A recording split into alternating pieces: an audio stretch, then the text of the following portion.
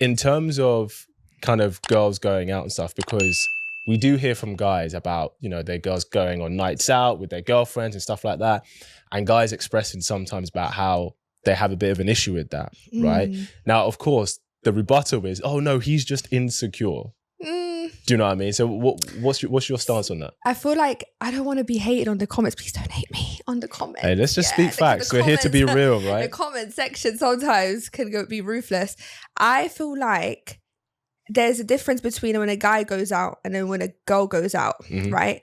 Because we speak of, obviously everyone has the control and the choice to do whatever they need to do. Yeah. Guys are not the only ones that like quote unquote move to girls. However, usually by default, a man will be the one to initiate a conversation or initiate something with a woman, or, you know, when they're out because of some sort of, I don't know, attention, like eye contact, what you said, cue. Yeah. Whereas a girl, a lot of them have a lot of pride, so they won't come up to a guy and try to move to them, quote unquote, or like try to initiate conversation. So I feel like there's a very big difference. If a girl's going out, there is some things that are just out of her control. Do you know what I mean? Because the guy can still come up to her or still, you know, do a lot of things to grab her attention. Yes. Whereas a guy has to be the one to control and initiate that. Whereas a girl, unless she is like wanting to do that and step out of that relationship, to be disrespectful, she still can't control whether a drunk guy or a guy is going to come up to them and try to speak to them and try to, like, you know, because I feel like there's a very big difference. And that's why if a guy goes out, he will choose to disrespect or not disrespect someone that he's with. Whereas a girl, if someone comes up to you, sometimes a guy can't take a no for an answer. So then what do you do? Do you know what I mean? So it's a very different dynamic. So I feel like maybe they don't go for the fact that girls are like saying the guy's insecure. I think it's just more the guy is going to know that a guy's going to move to a girl. So if his girlfriend's going out, he knows how a mind of a man works. So I get that, but let's also be real as well. Some girls go out because they like the attention. Yeah. So even if they don't technically cross any lines, so technically maybe they don't kiss a guy, hook up with a guy, but there are girls who will go out that, as in, I've talked to a couple of girls where when they're going to like a nice club, they're like, they don't even take their purse because they know guys will buy them drinks. Yeah. Right. And it's like, I know someone in a relationship that does that, and that's crazy. So this is my question. Do you think that's disrespectful, that what she's doing? 1,000%. Okay, why? I don't disagree with you, but why? Because I feel like I've got such a big guilty conscience, like I said on other podcasts, is that I can't imagine that your partner's doing that. Whatever you feel like you wouldn't want done to you, you shouldn't do. And then also don't abuse your power as a woman, because like if you're single, then cool, do whatever you need to do. Like if you want to get some guy to buy you a drink or whatever. But if you're going out with the intention of, I'm not bringing my purse because I know for a fact someone's going to buy me a drink. And you're in a relationship. You're in a relationship, you're obviously going to have to give out an energy. A guy's also not going to buy you a drink if you're at a club like this. Like, not giving him Also, she knows why he's doing it. Yeah, but... Like because he's interested. Maybe if you have a mutual agreement with your man or with your partner that like that's what you do, which is weird for me anyway. Like, why would you even have that? Yeah. But I feel like it's disrespectful because you just wouldn't want someone to do that. Would you want your boyfriend or like your girl, like your boyfriend, to be doing the same thing, or like going out knowing that maybe it's different because a girl won't buy a guy a drink per se, yeah. But you wouldn't want that happening to you. So I think it's very disrespectful. 100%. And there's no excuse for it either. Like, just because you're a woman and you can have like that sort of privilege, like you have to, I know for myself that if I go to a club, I don't get my drinks bought for me because I don't give off the energy that I want my drinks bought for me. Yeah, okay. You need that energy. And if a guy even approached you, would you accept it? No. Yeah. I am the most rudest person you'll ever meet. If you meet me on a night out, I'm genuinely the rudest person. Not because I'm disrespectful, I'm trying to disrespect. It's just I'm very about mine and who I'm with. Like, you cannot enter my space. And like, I've been in a situation where I even got like into a little altercation with a guy because of how rude I got to them, because they couldn't take no for an answer, and they were starting to get very offended that I wasn't giving them that kind of opportunity. This was before, this was like years ago. I just do not give off that energy, which means that people are just not going to approach me. And if they do, nowadays I think I'm just more mature enough to be like, look, I have a boyfriend. But like I said, guys don't take that. They don't care nowadays. Yeah, some guys definitely don't care. So I guess my ultimate question would be, do you think it's fair for a man to have a boundary with his girlfriend on no nights out except for special occasions? Yeah. You think that's fair? Yeah. Okay. Do you think it's fair for her to have that with him? Yeah. And I know you're about to. I don't know if you're about to disagree with me. No, I don't. I'll be honest, man. I think as a guy, just going clubbing, especially when you're in a relationship, is a waste of time. It's so pointless. Because as a guy, right, you're going to be paying to go in, right? You already know girls aren't going to be coming up to you anyway. Yeah. So if you're going, I mean, like I said, special occasions, someone's birthday, event, different. You have to, in a way, show your face, like. Right. But if you're in that scene for no real reason, there's no point. As a guy, I just think even guys who are single, most guys aren't there out, getting girls like that. No, they're not. So like even as a single guy, I'd be like, just being in that scene consistently is an hell. I feel like you're going home feeling like you're feeling deflated because it's like, yeah. I feel like a lot of guys, I think I kind of took what you said to me previously. You know when you said that a lot of guys actually don't get girls? Yes.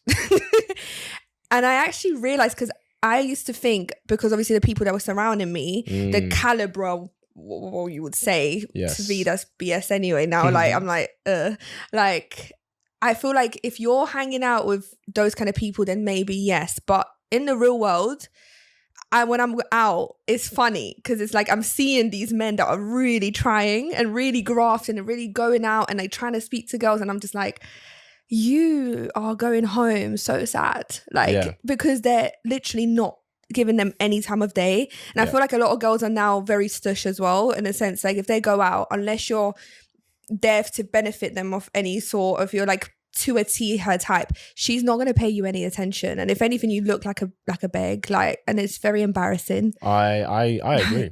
I agree. I think I think generally just the kind of nightclubbing party scene in general, there's always exceptions to the rule, but if you're looking for a serious thing, where do you think you can find that? What, like serious thing in real life? So I would say, depending on the kind of person you're looking for, but I would say, I mean, me being an actor, I meet so many different people I know, in rehearsals, people I work with, or on set, or through networking events, members clubs, like, either Century or like Soho House. So it depends on the kind of person you're looking for.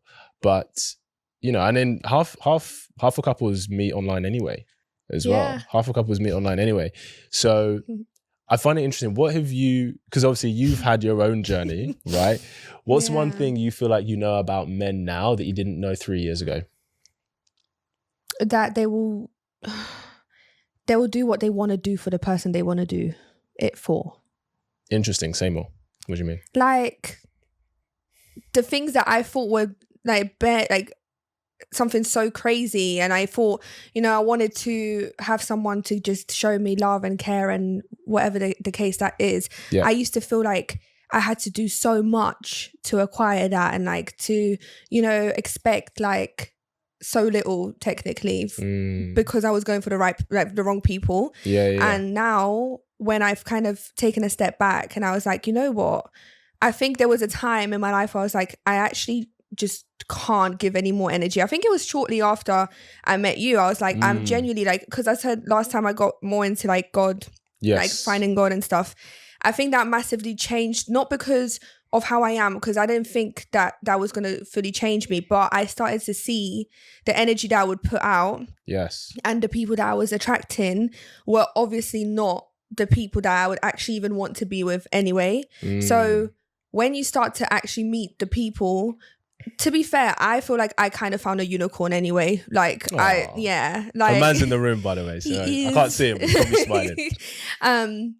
I feel like I just had to change everything, and I think it was a very uncomfortable thing for me because I had to go for literally the opposite person. Yes. And sometimes women say it doesn't work, and like you should always stick to the type that you have, and you have to like, always go for that. But I kind of stripped away the need for a man, that's for one. and just started focusing more on just like me. And then when I was ready to go into like the dating scene, I completely changed what I was looking for. And I think that's how I found, obviously, my boyfriend. Yeah, now. yeah, of course. I definitely would delve into that because, you know, I remember from conversations we've had, there was like, you were kind of perpetually single, was what you were telling me before, right? And that there had been like people you'd met and they wouldn't be in alignment with you, etc. So what were you looking for before? Like what kind of values were you looking for before? And then what value did you start looking for? Did you change to then attract, you know, the great person you have? It's just... Because so many girls have been where you were before. Do you know what I mean? I think it was... Oh, sorry. Just attacked the microphone. It's so hard because I feel like I used to go for the same type of people, both mentally and physically. And I feel like because you're used to being in that bubble where like you're constantly around the same people, you're constantly seeing the same people online, and you're constantly like, you get fed this kind of idea of what you think your ideal person is. And what was that? So I used to want to have someone that is very in tune with like what I do, like, which is music and, you know, like kind of industry vibe, creative vibe, which one, I don't think that's like necessarily a wrong thing, but I feel like because I wanted that person to be in the same kind of limelight as me, I feel like I was definitely attracting the wrong people because they're the men in that kind of area and they're not very serious people. Very true. So that, but also subconsciously emotionally unavailable men that I felt like weren't accessible to me. And not because I felt like I was not good enough for them. I feel like I was almost kind of searching for someone that I have to chase. Right. Because I was so comfortable in that chasing, because that's all I knew. I knew chasing after men that didn't want me. Yeah.